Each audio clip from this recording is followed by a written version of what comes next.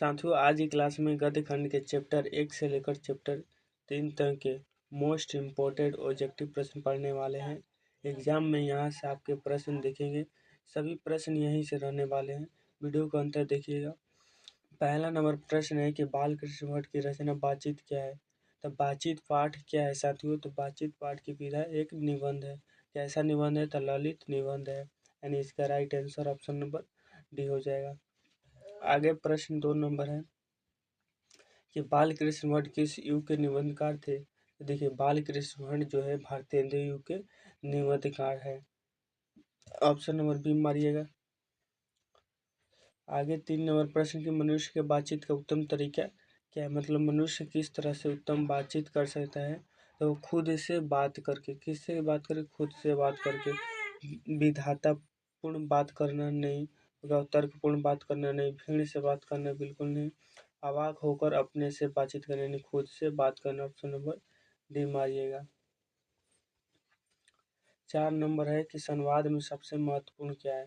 तो संवाद में सबसे महत्वपूर्ण होता है साथियों जिज्ञासा। ठीक है, संवाद में सबसे महत्वपूर्ण होता है जिज्ञासा। ऑप्शन नंबर आगे दिखेगा। आगे 5 नंबर बालकृष्ण भट्ट कौन सा मासिक पत्रिका निकाले हैं। तो मासिक पत्रिका उन्हें प्रदीप निकाला है। ठीक है, हिंदी प्रदीप।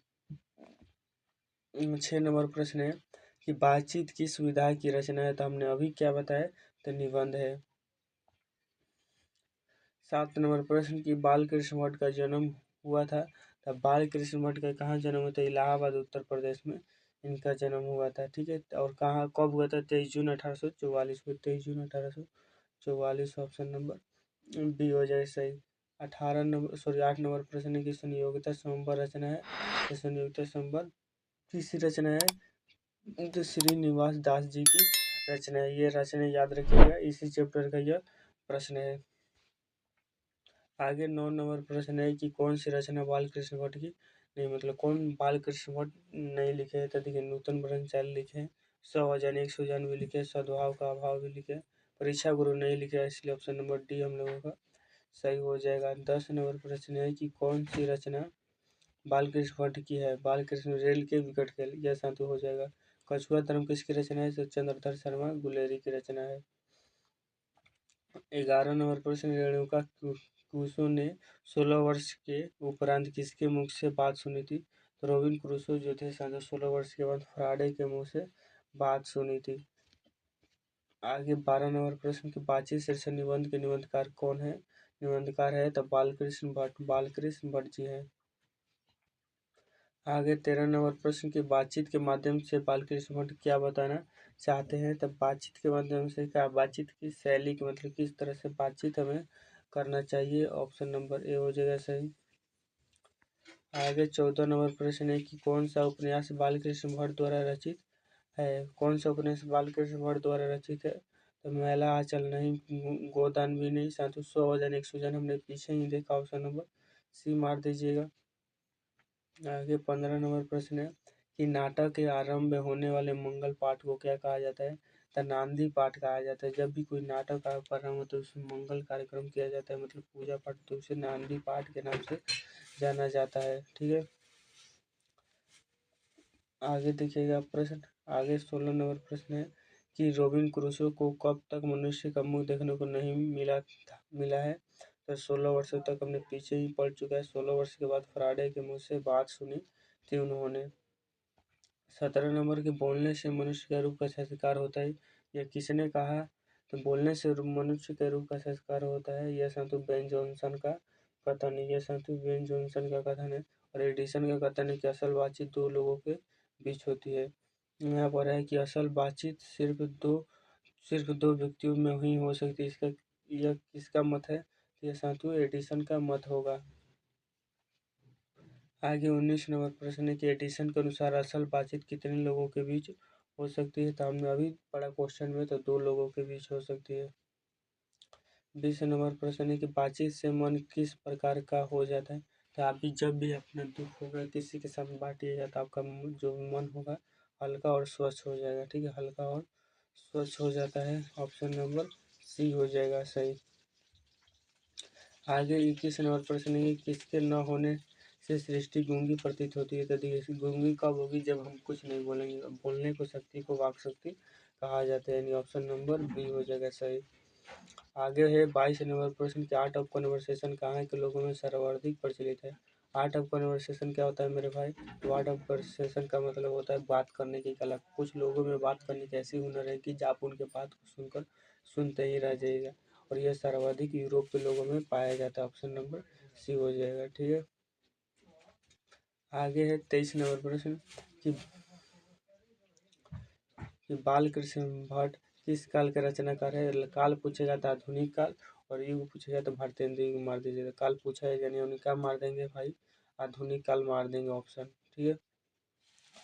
आगे देखिएगा, आगे 24 नंबर प्रश्न की भट्ट जी को किसने अंग्रेजी साहित्य के एडिशन और स्टील की श्रेणी में रखा है। तो रामचंद्र शुक्ल जी ने रखा है। 24 का ऑप्शन नंबर सी हम लोगों का बिल्कुल सही हो जाएगा। आगे देखिएगा प्रश्न 25 नंबर है कि बाल कृष्ण भट्ट का निवास स्थान कौन सा है। तो बाल कृष्ण भट्ट का निवास स्थान साथी इलाहाबाद उत्तर प्रदेश, हमने पीछे ही देख लिया है। आगे है 26 नंबर प्रश्न की बाल कृष्ण भट्ट ने किस पत्रिका का संपादन किया। तो हमने क्या बताया था, हिंदी प्रदीप नामक पत्रिका का उन्होंने संपादन किया है, ठीक है। आगे बढ़िएगा, आगे 27 नंबर प्रश्न की बाल कृष्ण भट्ट को हिंदी प्रदीप नामक मासिक पत्रिका निकालना कब प्रारंभ किया। तो कब प्रारंभ किया साथियों? तो यह घटना है 1877 की। यह घटना कब किया साथियों? 1877 की हो जाएगी, ठीक है। ऑप्शन नंबर हम ए लगा देंगे इसका। आगे 28 नंबर प्रश्न की कौन सी रचना बाल कृष्ण भट्ट द्वारा रचित नहीं है। तो कौन सी रचना साथियों? तो देखिए पद्मावती, वेणी संहार, मेघदूतम, मेघदूत का वध। तो देखिए यहाँ पर साथियों मेघनाथ का वध तो है बाल कृष्ण भट्ट की रचना, ठीक है। और पद्मावती भी है, और वेणी संहार, मेघदूत, मेघदूत नहीं, मेघदूतम नहीं है, ठीक है, मेघदूतम नहीं है। ऑप्शन नंबर सी इसका सही हो जाएगा, ठीक है। तो साथियों हम लोगों का पहला चैप्टर समाप्त होता है। चलिए बढ़ते हैं अगले चैप्टर में। अभी तो वीडियो को लाइक नहीं किया तो लाइक कर लीजिए, और साथियों चैनल पर नए आए हैं तो सब्सक्राइब भी कर लीजिए। अगला चैप्टर पूछा जाता है साथियों उसने कहा था साथियों यह कहानी है, और इसको चंद्रधर शर्मा गुलेरी जी द्वारा लिखा गया है, ठीक है। उसने कहा था कहानी, देखिएगा, उसने कहा था कहानी में किस शहर का चित्रण है। तो उसने कहा था कहानी में साथियों अमृतसर में बताया गया कि अमृतसर में लड़का लड़की क्या करते थे, रहते थे अपने मामा के यहाँ, ठीक है। आगे 2 नंबर प्रश्न है कि लाहना सिंह के गांव का क्या नाम है। लाहना सिंह के गांव का नाम मांझे था, और मांझे गांव से वो अपने मामा के घर कहाँ आया था, अमृतसर में आया था। आगे है प्रश्न भाई कि लाहना सिंह किस पद पर था। तो लाहना सिंह एक जमादार था भाई। लाहना सिंह क्या था? जमादार था। वो 77 नंबर था उसका। आगे सिख राइफल के जमादार लाहना सिंह का नंबर क्या था? तो 77 था, ठीक, अभी हमने बता दिया आप सभी को। आगे 5 नंबर की सरकार ने सूबेदार को जमीन कहाँ कहाँ दी है। तो सरकार जो थी सूबेदार जो कौन था? तो सूबेदार है हाजरा सिंह था, ठीक है, और उसको जमीन लायलपुर में दिया गया था, ठीक है। आगे बढ़ चलिए, आगे है गुलेरी जी का जन्म हुआ था। तो गुलेरी जी का जन्म जयपुर राजस्थान में हुआ था, ठीक है, जयपुर राजस्थान में 1883 ईस्वी में। आगे है सुखमय जीवन किसकी रचना है। तो सुखमय जीवन बूट का काटा और उसने कहा था। ये सभी चंद्रधर शर्मा गुलेरी द्वारा रची गई 3 कहानियां हैं, ठीक है, और चंद्र शर्मा गुलेरी ने 3 ही कहानी लिखी है। आगे देखिएगा लाना सिंह की मृत्यु किसकी गोद में होती है। तो लाना सिंह की मृत्यु वजीरा सिंह की गोद में हो जाती है, ये बात याद रखिएगा। आगे है प्लूटन का विशोधक कौन था। तो प्लूटन के विशोधक जो था सदैव वजीरा सिंह था। 10 नंबर प्रश्न है कि सूबेदार हाजरा सिंह के लड़के का नाम था। तो सूबेदार हाजरा सिंह के लड़के का क्या नाम था। तो बोधा सिंह उसके नाम था। आगे है 11 भारतीय सिपाहियों के किसके साथ संघर्ष हुआ था। तो भारतीय सिपाहियों का जो संघर्ष हुआ था तो जर्मनों के साथ हुआ था। उस समय जो भारत था अंग्रेज के साथ क्या था, लेकिन हुआ था लड़ाई जर्मन के साथ। जर्मन लेफ्टिनेंट को किसने मार गिराया? तो जर्मन लेफ्टिनेंट लहना सिंह ने सभी को मार गिराया। ऑप्शन नंबर सी हो जाएगा। आगे है, उसने कहा था कहानी कब प्रकाशित हुई? उसने कहा था कहानी यह सन 1915 में रिलीज हुई थी। आगे हम कछुआ धर्म किसकी कृति है? तो कछुआ धर्म जो कृति है चंद्रधर शर्मा गुलेरी जी की रचना है। 15 नंबर प्रश्न है कि पुरानी हिंदी रचना है, तो पुरानी हिंदी चंद्रधर शर्मा गुलेरी द्वारा ही लिखा गया है। आगे बढ़ चलिए, कौन सा निबंध गुलेरी जी द्वारा रचित नहीं है? गुलेरी द्वारा रचित कौन सा निबंध नहीं है? तो साथियों देखिए, दीवाना प्रिया है, पुरानी हिंदी भी है, और मोरसी मुँह कुठाव यह भी ऐसे मजदूरी और प्रेम नहीं है। इसलिए आज 16 का ऑप्शन नंबर बी हम लोगों का सही हो जाएगा। ये सभी आपको रचनाएं याद रखने पड़े, तभी ऐसा प्रश्न आपसे एग्जाम में बनेगा, और ऐसा प्रश्न एग्जाम में 1-2 रहता है। कुड़माई का अर्थ क्या होता है? तो देखिए, कुड़माई का अर्थ होता है मंगने, जो शादी से पहले तय होता है। ठीक है, आगे देख लीजिए। आगे 18 नंबर प्रश्न है कि उसने कहा था कहानी में कितने भागों में विभक्त है?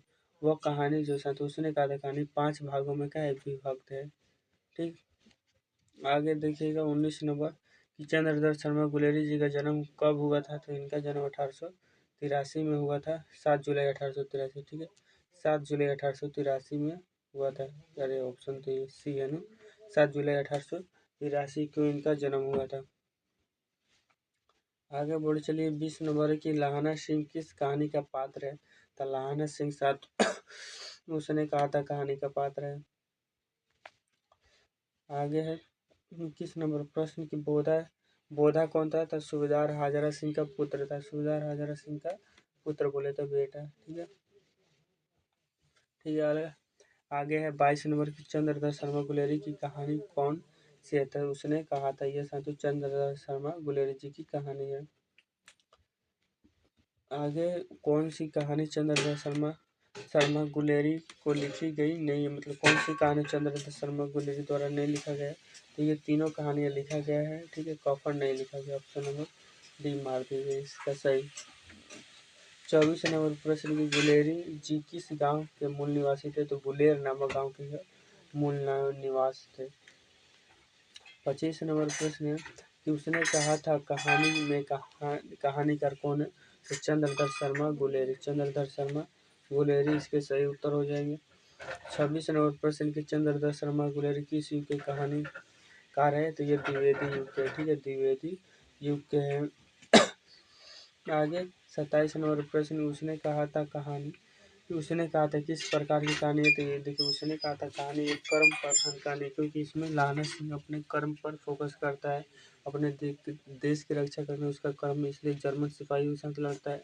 हाजरा सिंह लहाना सिंह के लिए रक्षा करता है, क्योंकि वो उसकी प्रेमिका जो थी सूबेदार ने उसको कही थी, यानी वह अपना पूर्ण रूप से क्या करता है? कर्म करता है, अपने कर्तव्य का पालन करता है, यानी कर्म प्रधान हो जाएगी ये कहानी। ठीक है, 28 नंबर प्रश्न है कि पुरानी हिंदी रचना किसकी है? तो चंद्रधर शर्मा गुलेरी की रचना है, यह प्रश्न हो जाएगा। आगे 29 की कीर्तन सिंह कौन था? तो लहाना सिंह का भतीजा था, यह लहाना सिंह का भतीजा था, यह भी फौज में था। आगे 30 नंबर प्रश्न कि बचपन में लहाना सिंह लड़की से बार बार कौन सा प्रश्न करता था? बार बार करता था कि क्या तेरी कुलमाई होगी? या तेरी कुलमाई तू कहाँ रहती है? नहीं हो, तेरा नाम क्या है? यह भी नहीं, तेरा नाम पूछ कर क्या करेगा? डायरेक्ट तेरी कुलमाई हो गई है ये पूछता है। ठीक है,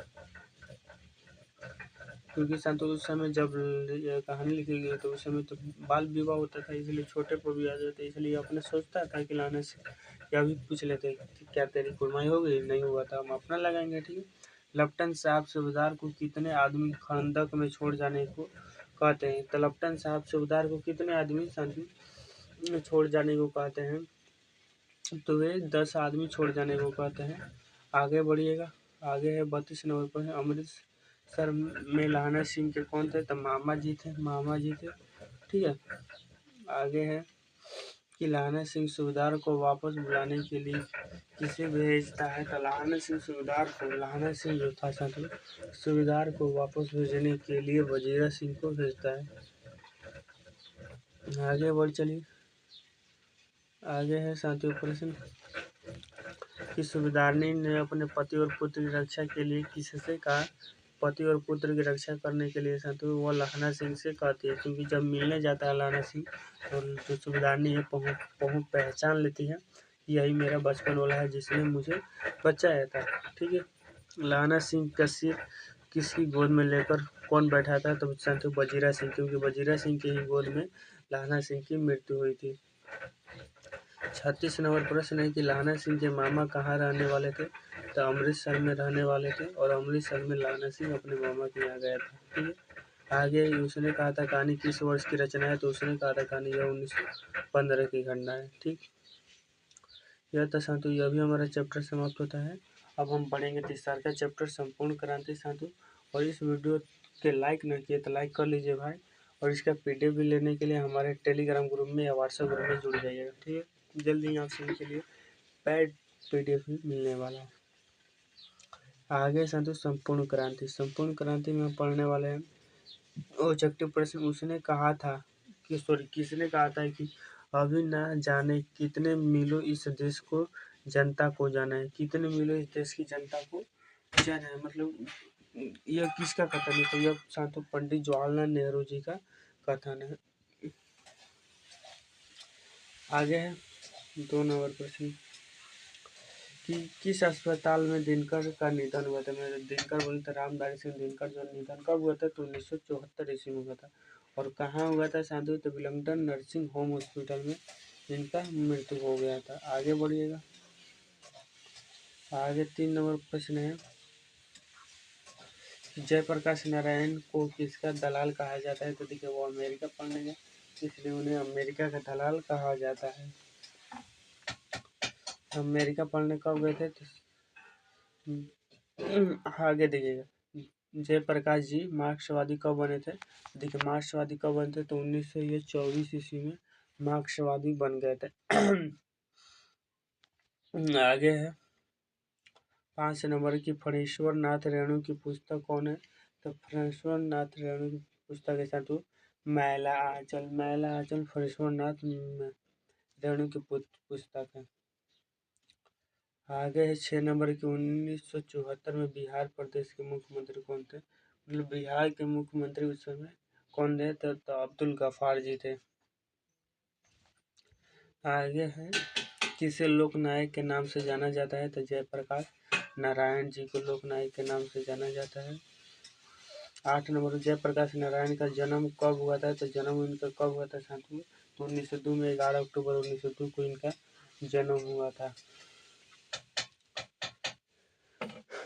ठीक है, 11 अक्टूबर 1902 को इनका जन्म हुआ था।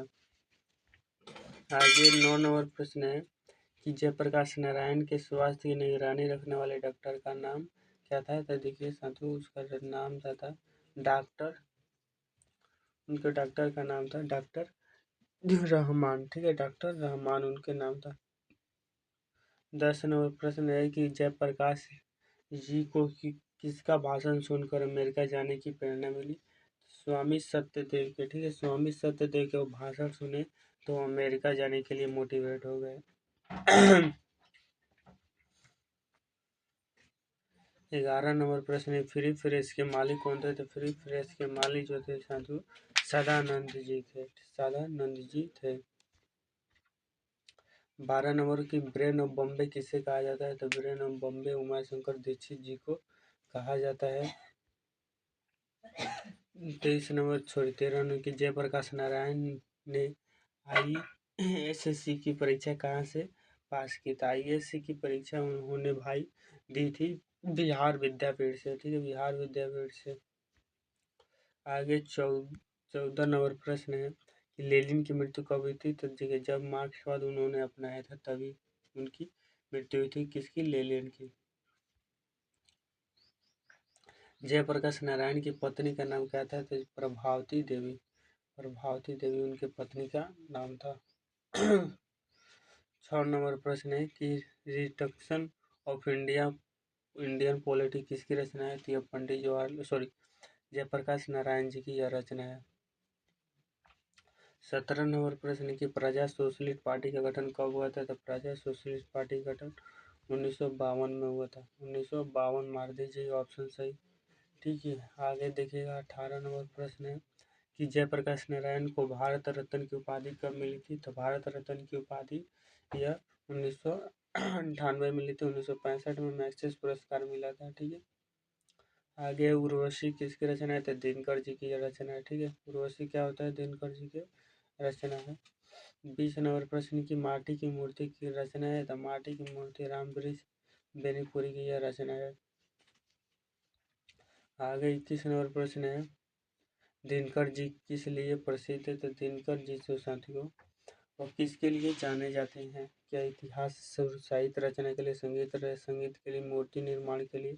मूर्ति निर्माण तो कभी हो, क्योंकि वो मूर्ति निर्माण नहीं करते थे, उपन्यास लेखन के लिए। इनमें से कोई भी एक ऑप्शन हो सकता है। तो देखिए वो ज़्यादा साहित्य के लिए वो प्रसिद्ध थे।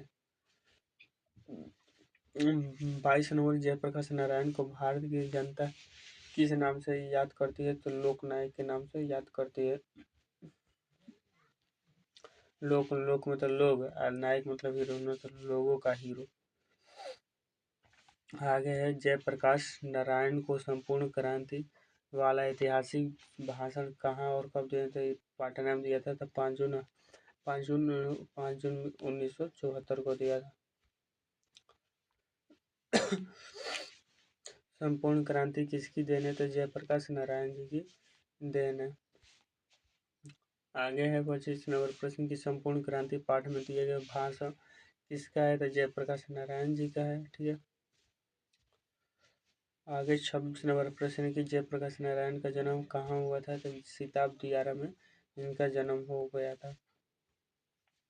27 नंबर प्रश्न की 1974 में छात्र आंदोलन का नेतृत्व किसने किया था? छात्र आंदोलन बोले तो संपूर्ण क्रांति है। संपूर्ण क्रांति का नेतृत्व किया था जयप्रकाश नारायण जी ने। 28 नंबर प्रश्न है कि संपूर्ण क्रांति की शुरुआत कब हुई थी? तो संपूर्ण क्रांति की शुरुआत कब हुई थी? तो 1974 में हुई थी। आगे है 29 नंबर जयप्रकाश नारायण को समाज सेवा के लिए किस पुरस्कार से सम्मानित किया गया? तो मैग्सेसे पुरस्कार से। कब? तो 1965 में, हमने बताया है आप सभी को।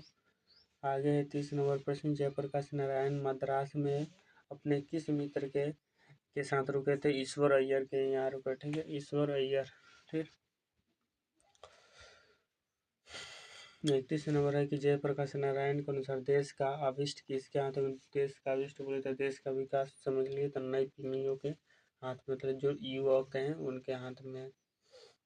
32 नंबर की दिनकर जी को किसके घर पर दिल का दौरा पड़ा था? रामनाथ जी गोयना के यहाँ इन्हें हार्ट अटैक आया था। ठीक है, आगे है 33 नंबर प्रश्न कि संपूर्ण क्रांति का नारा किसने दिया था? तो जयप्रकाश नारायण जी ने दिया था। 34 नंबर प्रश्न की जयप्रकाश नारायण का बचपन का नाम क्या था? तो बाउल इनके बचपन का नाम था।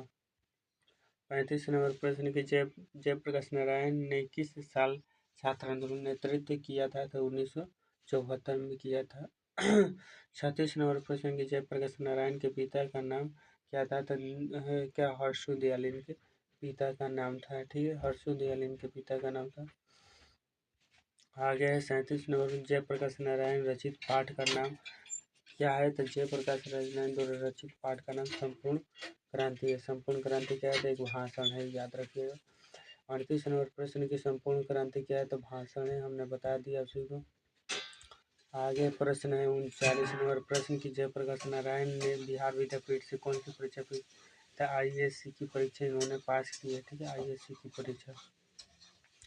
आगे है 40 नंबर प्रश्न भाई क्या है कि पुलिस के बड़े उच्च अधिकारी ने किसके मुंह से सुना था कि जयप्रकाश नारायण नहीं होते तो बिहार जल गया होता? ये किसके मुंह से सुना था? दिनकर जी के, बेनीपुर जी के, गोयना जी के या दीक्षित जी के? ठीक है, तो यह बात जो सुनी गई थी भाई अमर दीक्षित जी के मुंह से सुनी गई थी। ऑप्शन नंबर डी मार दीजिएगा सही। 41 जयप्रकाश नारायण की किस मित्रता को ठोस मानते हैं? तो देखिए जो अंडरग्राउंड मित्रता है उसको ये क्या मानते हैं? ठोस मानते हैं जयप्रकाश नारायण जी, यानी अंडरग्राउंड इसे मार दीजिएगा। सही।